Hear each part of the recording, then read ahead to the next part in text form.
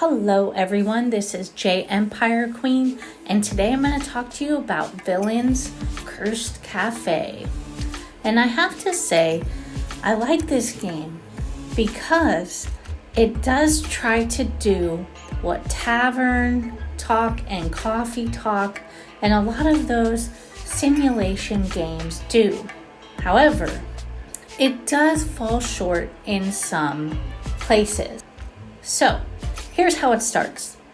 You have been asked to work at this potion cafe, and you are tasked with making potions. It's pretty simple, right?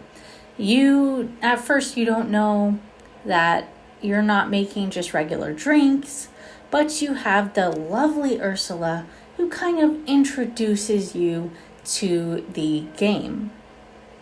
And you open this shop by casting a sort of spell, and it transforms into the Villain Cafe.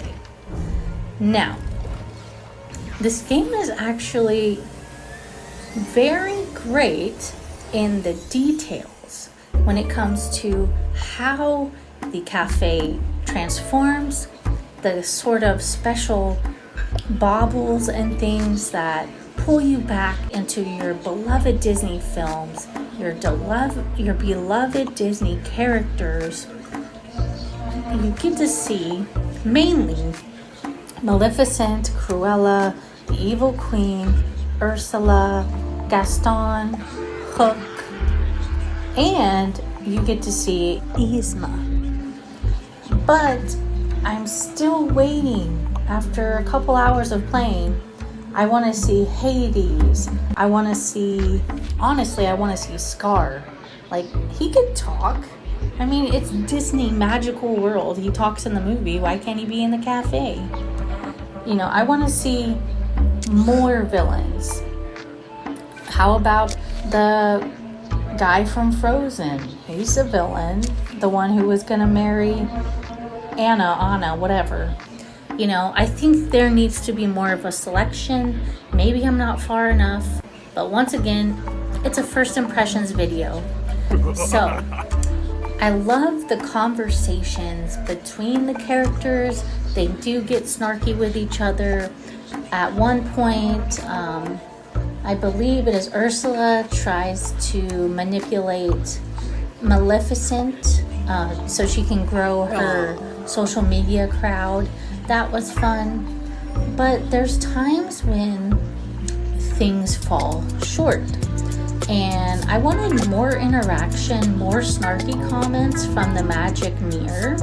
Like, he basically sits there. There's a few moments where there's dialogue with his character, but it's not really as snarky or funny or cruel as he usually is. So there's that. You also don't really see the villains make many references to, say, their nemesis.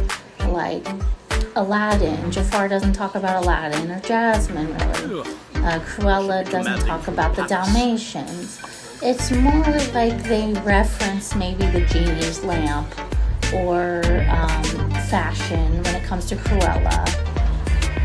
Now, back to how the game is like Coffee Talk and other games. You do get to make potions for characters, and these potions sometimes have an interesting effect on the character and their lives. More so if you pick the correct potion. If you make one that is not the correct choice, I'm saying that loosely here, then sometimes the characters will catch that, they'll figure it out. Or in one particular instance with Cruella, you make her one, and then you tell her it's a forget-me-not potion. And so she's like pissed off about that. Well, why did I have to tell her that? My goal was to make it so she would forget, and then not want the potion in the first place. So there's stuff like that kind of falls short of my expectation and makes it so like my choices don't matter as deeply as they matter in games like Coffee Talk, where you can change the course of a relationship or other things like that. Now, there is a really cool part in the game where you can turn a lever, call Uzma, and get a do-over Doppio potion, which will allow you to go back and redo your choices. This is nice. It's a great idea, but it also makes you kind of go through all the text again. I wish it would have just like let you fast forward to the part where you want to redo it, but there isn't that option. Still, it's cool to be able to go back in the first place. Personally, I like being stuck with my choices because it makes them matter more. But hey, to each his own. You also get gifts from the villains that you do help out, which is actually cool. You can look around your shop and see how they look, and it's kind of a very nice reminder of how you help them or accomplish something. Overall, I do think this game is worth $15, but it's not really a game that I see as being replayable like the other simulation games.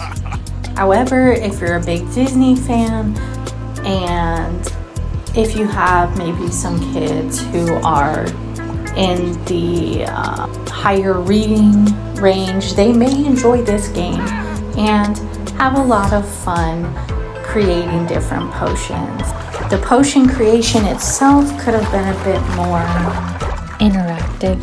I mean, you just get like a short visual of kind of bubbling and then the potions made. I think actually like having an interactive, stylus type movement, or where you could touch the screen and brew the potion or something would have made it more fun. So let me know in the comments if this is a game for you or if you're gonna pass. And thank you for watching. Please subscribe and have a great day.